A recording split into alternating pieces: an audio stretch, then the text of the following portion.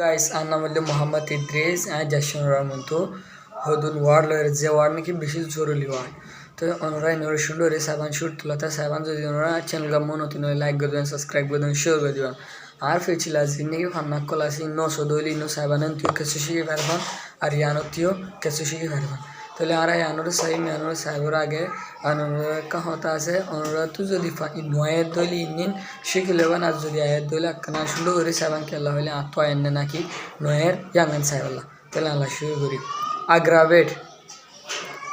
আগ্রাবেট মানে আরো হরাপ করে দেন আগ্রাবেট আরো হরাপ করে দেন আগ্রাবেট আরো হরাপ করে দেন অর্শ স্ট্রেট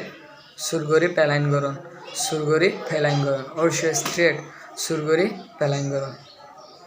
মানে আর বাবা তারা মামা তারা নহয়ে রোগা ফ্রেন্ডে খাবার লাগা প্যালাইন করি বেড়া হবে অর্শ স্ট্রেট সুরগরি প্যালাইন করুন তাহলে 3 নম্বরে সাইন